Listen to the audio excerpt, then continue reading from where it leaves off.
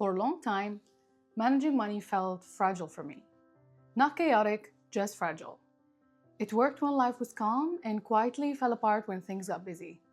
Today, I invest about $30,000 a year, and I didn't get there by hustling harder or tracking every dollar. Just to ground this, that number is simply my personal example.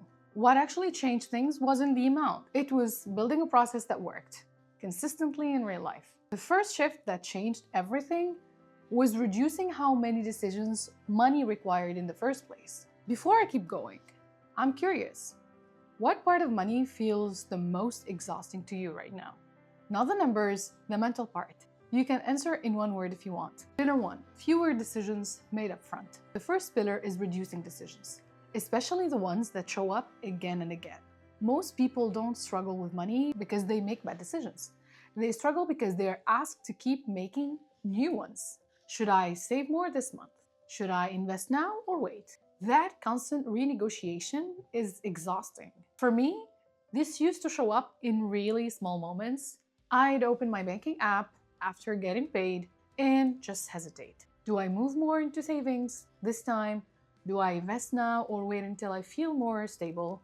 None of those decisions were huge, but I was having to redesign them every single pay cycle. And that mental back and forth quietly followed me around, even when I wasn't actively thinking about money. A part of my brain was always keeping it open in the background. What I realized is that my system wasn't actually broken. It was just asking too much of my attention. So instead of deciding every time, I decided once how much I save, how much I invest, and what a comfortable life actually looks like for me. Once those decisions were made up front, I stopped renegotiating my future every payday. That decision first shift didn't just calm my day-to-day spending, it completely changed how consistent I became with investing. I'll show you what that looks like in a minute. Pillar 2, money supports my life, not a louder one. The second pillar is keeping money aligned with the life I actually want, not the one I'm constantly shown. Lifestyle creep isn't about wanting more. It's about your version of normal quietly shifting. A slightly nicer place, more upgrades, more convenience. None of it feels dramatic, but together it leaves very little room. I started noticing this when my income began growing, and my lifestyle followed, but not always in ways that actually added value to my life. Instead of intentionally upgrading to things that genuinely made me happier or more grounded, a lot of the growth went towards smoothing small discomforts. After long work days, cooking started feeling heavier, so I ordered in more. Not because I loved the food, but because I was tired, and it felt like relief in the moment. I kept upgrading plans and stacking tools, just to avoid small annoyances. More storage, more features, more subscriptions, but none of it made my life feel better. It was just making it easier to keep running. What helped me interrupt that was simplifying how my money actually flowed through my life.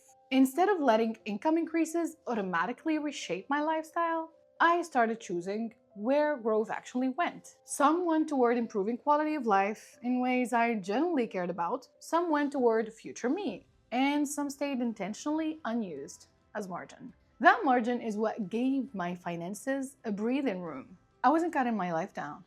I was protecting the parts of it that mattered the most. That margin is also what quietly made higher investing possible over time, without feeling deprived or stressed. Because when your life isn't constantly expending to meet every dollar you earn, you create space for money to compound instead of disappear. Simple investing is sustainable investing. The third pillar is simplicity, especially when it comes to investing. A lot of people assume investing well means being constantly informed, optimizing, or making smart moves at the right time. But for most real lives, that level of attention just isn't sustainable. For me, investing became sustainable when it stopped being something I had to actively manage in my head. Most months, it just happens in the background. My contributions move automatically. I don't check balances constantly, and I'm not reacting to headlines or trying to time anything.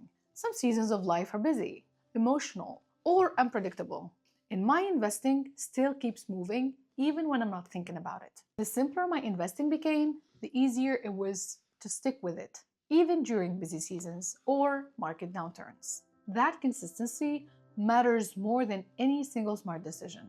I don't have a complex portfolio.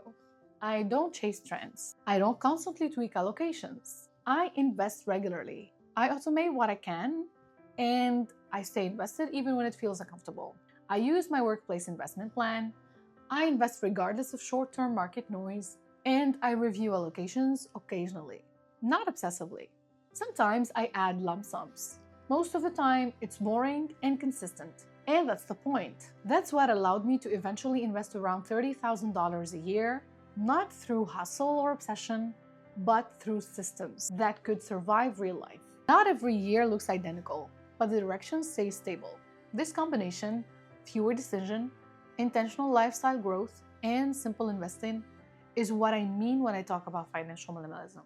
Once I stopped treating money like something that needed daily attention, everything stabilized. This isn't about doing less because you don't care about your money. It's about doing less so the right things can actually compound without you having to think about them every single day. And if this perspective resonates, you can subscribe for more systems like this. The next step is seeing how it actually runs in real life. I've linked the full system walkthrough here and in the description box, how I manage my money without traditional budgeting and how it runs day to day.